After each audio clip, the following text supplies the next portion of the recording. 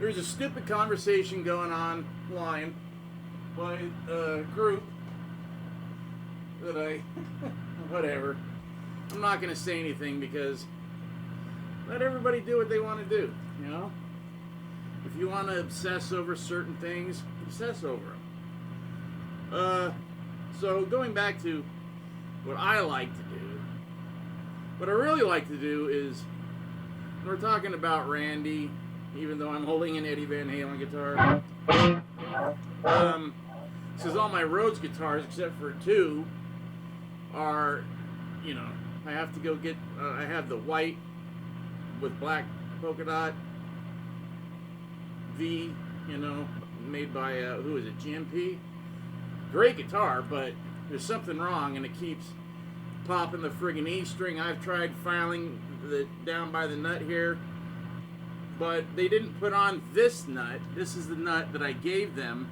They just kept the one that was on there, and then I didn't even notice it because it was in the case. They opened and then they said, this year, yeah, okay. They took my strap, but they didn't put the nut in. A bunch of stuff. And then when I went back, because they were closed, they were closed, they were closed. This is like a little place down the street, right next to, the Argenzio winery place. No, they have no affiliation or anything. It's just they happen to, you know, score getting a little guitar shop next to that. Which, you know, doesn't mean anything because they're never really open. You have to make reservations, then they'll open. Otherwise, they are closed, and they just do wine. They make wine cabinets and winery, wine cellar stuff, that stuff. And woodwork. They did really good woodwork. If you're looking for any of that, get a hold of the Argenzio winery.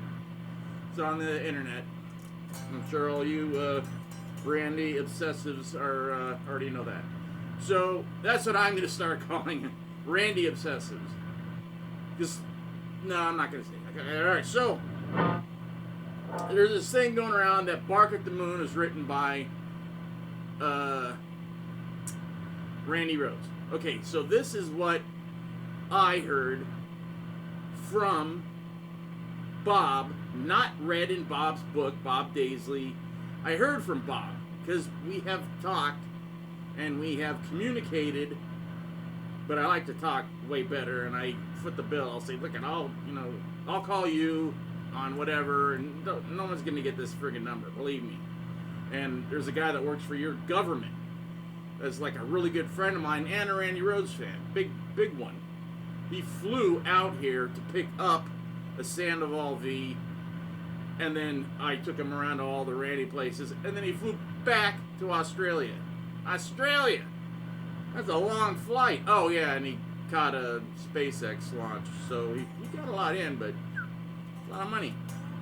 Anyways, so I go, yeah, I've heard that the beginnings of Bark at the Moon were started with an idea that Randy and Bob came up with, that Randy had, but, you know, they had been throwing it around to put on a diary, but it didn't fit. And so, you know, but Bob brought it back out for Bark at the Moon. That's what I heard from Bob. And that's what I've heard from a few people. Who cares, really? So I went, like, not last night, but the night before, I got one of the tapes, two of the tapes, of the, like, couple of the last lessons that Randy was teaching me. And I'm like, is there anything on there that sounds, because he would always come up with different, you know, rhythm things, because he knew I liked rhythm, that I like to, you know, he'd teach me something on rhythm, I'd pick it up pretty quick, and then at least he felt like something was happening, because I just wouldn't practice enough to, you know, for solos. He was really upset with me with solo, you know, not practicing, you know, scales and then just going over it and strengthening all my fingers. I did this, you know, I walked around school doing this for months, and that did help. And then I would picture, he'd go, do it, you know, picture the scale in your mind and do this, you know. And actually, Brent Woods, not his real name, well, last name, he's like, what are you doing? That looks like... I go, yeah, that's what I'm doing. This is that exercise. He goes, did it work for you? Because Brent is left-handed. He never had problems with left-hand strength. So all he had to do was, I guess, just make his hand do what he wanted it to do. He already had the strength in it because he was left-handed. Bet you didn't know that about Brent. Nobody does, hardly. I do because I've known him since we were in 7th friggin' grade. So, I found a close rhythm. Now this is going to be short. I'm going to just do this and that's it. I'm not going to jam for a long time. I got to go fairly quick.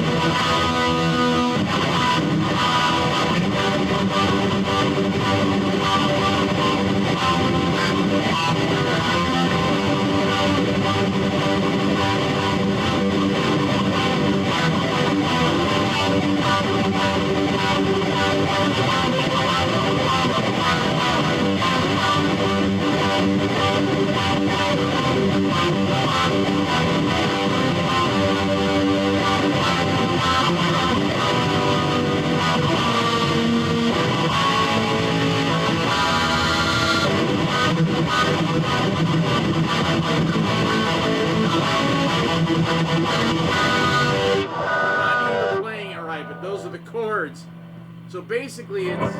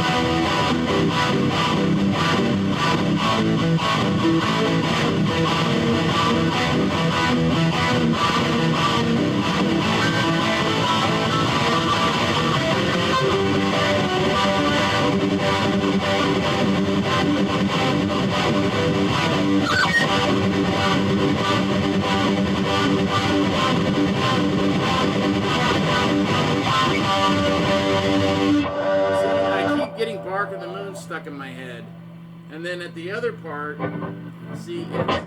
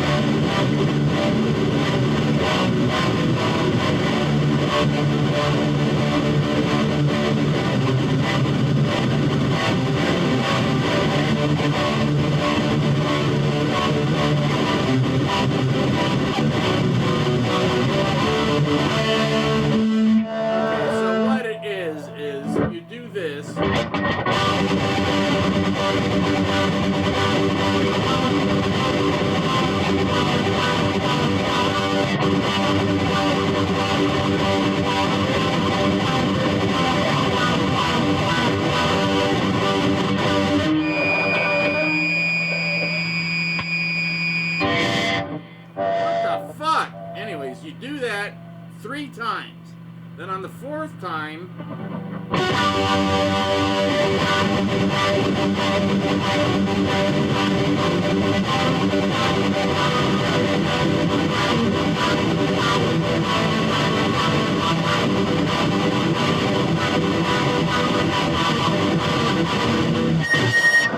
that's not right either.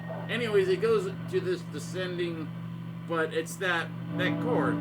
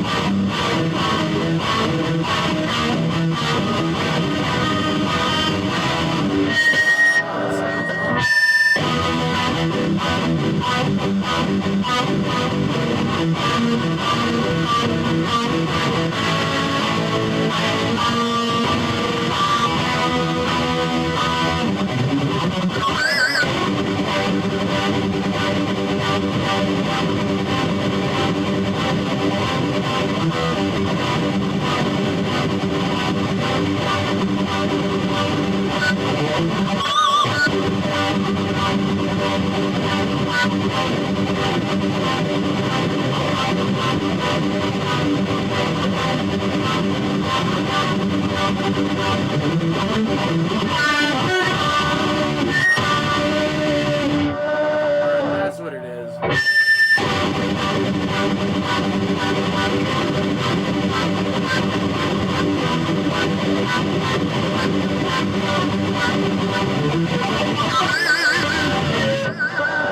Fast, I'm just getting frustrated. So that's what it was, and that's the closest thing that I ever heard Randy play to Bark at the Moon, and that was, he taught me that in 1979, like mid-79. The Ozzy thing hadn't even come up yet. So that was just something. And then, George Lynch, when he taught there for, I don't know, because I only took lessons for 2 months and then I stopped. Because I just didn't like the way he taught. He would, and I've told you guys this, he would come in and he was a great player. He is a great player.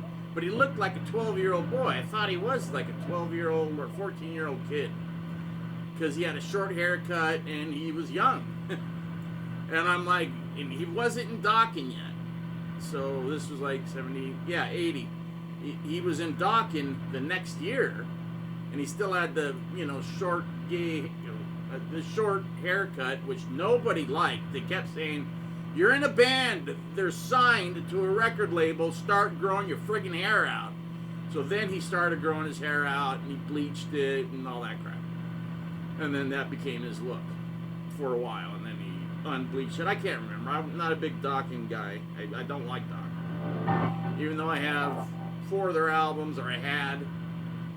The only ones I ever listened to were the first one, because, you know, I heard it played a million times because they opened for Motley Crue a million times. At the Whiskey, at the Roxy, at the friggin' Troubadour, at the Gazzarri's, he never played there. Well, Dokken did. Motley Crue never did. So if anybody ever said they saw Motley Crue at Gazzarri's, you know they're lying, because they never played there.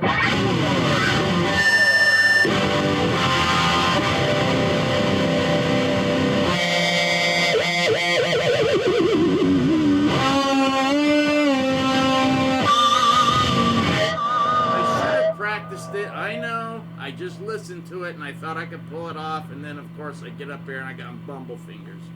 But do you get it? Do you get what the damn riff was? So basically it was 3 times of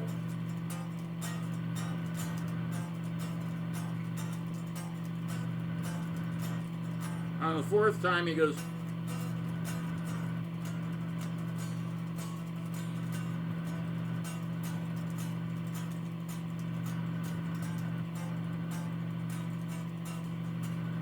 no, see, then I start going to Bark of the Moon.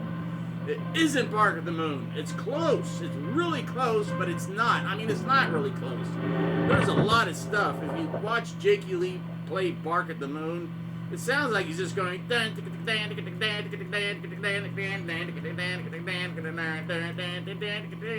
He's not. He's doing a lot of little friggin' changes in there, which I never bothered to learn because I don't like it. I mean, it's okay. If you got the Ozman Cometh, I think it is, there's the stripped down, all the keyboards are taken out, all the effects, and the guitars are brought up for Bark at the Moon, just that song. And it sounds badass. I mean, if they just did the 2 albums that Jake was on, if they produced them like that, people would be going, holy crap, he is even better. I mean, because there's a lot of people that think he's a great guitarist. I think he is okay. But when I heard that, I'm like, holy crap, that really, you know, because now they're going, the Randy obsessors are going on about Mark Torin. You know, everybody tried out for Ozzy, especially the second time. I went down with my guitar teacher, Craig Turner, who went by Craig Collins Turner, and that's what if you type it in, it comes up, Craig Collins Turner. Craig Turner, Craig Collins Turner, same damn person. Sometimes he has hair, sometimes he doesn't. That's just the way it was. But that was one of the things. That was one of the damn things. So I went down with him for the, I wasn't allowed to go in when he played for the audition, but I could hear it, and he killed it. And they're like, you're really good, and we thought you were going to be just like Randy because, you know, you're one of Randy's students, but you've got a style that's, you know, different. It's not just like Randy. And he had his own style. He loved Alan Holdsworth, so he was sneaking a lot of that stuff in. So anyways, the 2 that were up there, it was Jake. It was actually George Lynch, but his hair was too short. He didn't look right. They didn't like that image.